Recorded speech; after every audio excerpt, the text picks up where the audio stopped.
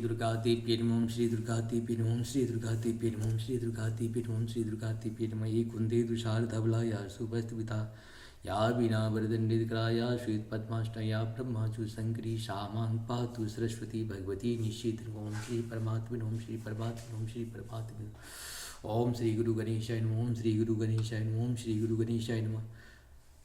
भगवती स्तुति।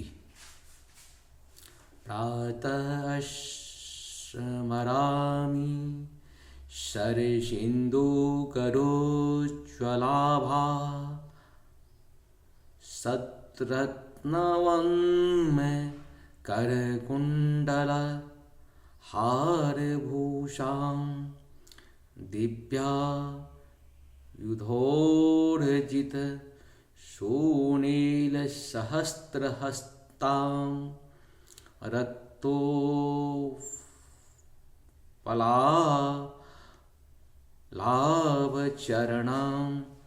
भवतीं परेशां प्रातर्नमामि महिषासुर चण्डमुण्ड शुम्भासुर प्रमुख दैत्यविनाशदक्षां ब्रह्मोन्द्र रुद्र मुनिमोहन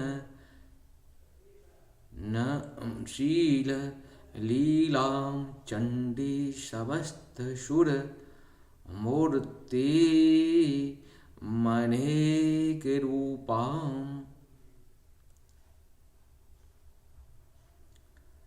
प्रातर्भजामि भजतां भीलासतात्री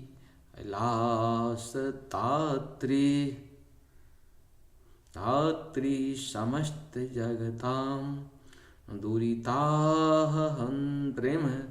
संसारबन्धन विमोचन हेतुभूता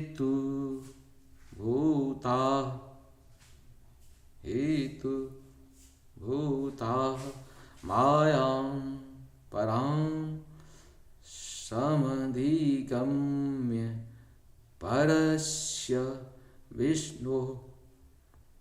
इस प्रकार से हम लोग का ये भगवती जी का स्तुति पूर्ण हुआ। हमारी जो संस्कृति है, सभ्यता है, संस्कार है, जिसके पास ज्ञान होता है उसी के पास बुक होगा। आप देखते होंगे कि जो बहुत विद्वान होते हैं उनकी लाइब्रेरी बहुत बड़ी होती है। आप हाई कोर्ट में चले जाओ, सुप्रीम कोर्ट में चले जाओ, जहाँ भी चले जाओ वहाँ पे उतनी बड़ी लाइब्रेरी क्यों होती है? इसीलिए होती है कि वहाँ ज्ञान है।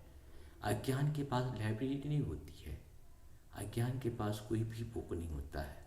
इसीलिए अज्ञानी चाहता रहता है कि लाइब्रेरी रहे ही नहीं। इसीलिए खिलजी जो आया भारत में तो नालंदा यूनिवर्सिटी को जला दिया, क्योंकि ज्ञान वहाँ पे दिया जाता था। अज्ञान लोग ज्ञान को नष्ट करना चाहता है, इसीलिए अज्ञानी से बचें, ज्ञान के साथ रहें। संगत से गुण जात है, संगत से गुणात। जैसी संगत के साथ आप रहेंगे वैसा ही संगत आपको होगा। अगर आप जीव जंतु के साथ रहते हैं तो ऐसा ही ज्ञान होगा। अगर आप विद्वानों के साथ उठते बैठते खाते पीते हैं, घूमते टहलते हैं, तो कुछ न कुछ ज्ञान आपके अंदर जरूर आएगा। ये मनुष्य का भाव है। जीव भी अगर मनुष्य के साथ रहने लगता है तो उसका भी वैसा ही स्वभाव हो जाता है, और मनुष्य भी जीव के साथ रहता है तो मनुष्य का भी स्वभाव जीव जैसे हो जाता है। अगर आप गाय के साथ रहते हैं तो गाय जैसे स्वभाव आपके अंदर हो जाए। अगर आप कुत्तों के साथ रहते हैं तो कुत्ता जैसे स्वभाव आपके अंदर आ जाएगा। और हो सकता है कुत्ता में भी कुछ स्वभाव मनुष्य जैसे हो जाए, ऐसा होता नहीं है, होता है।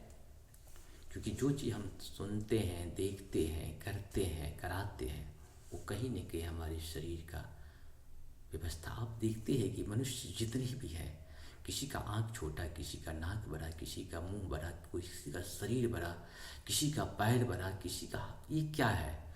उसकी जो पूर्व जन्म की जो कृति हुई थी उस हिसाब से उसे एक परिवार भी मिला था, वैसा उसको शरीर भी।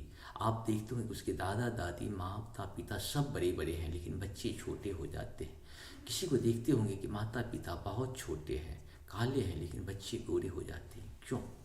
क्योंकि उनकी सबकी पुण्य होती है उसमें। उनके माता पिता, उनके पूर्वजों के पुण्य के साथ साथ उसका स्वयं का भी पुण्य होता है, तभी जाके आप वैसे परिवार में, वैसी जगह में आप जन्म लेते हैं। इसीलिए सत्य कर्म करें, नित्य कर्म करें, ध्यान करें प्रभु का। जय माता जी, जय माता जी, जय माता जी। प्रेम से बोलिए जय माता जी, जय माता जी।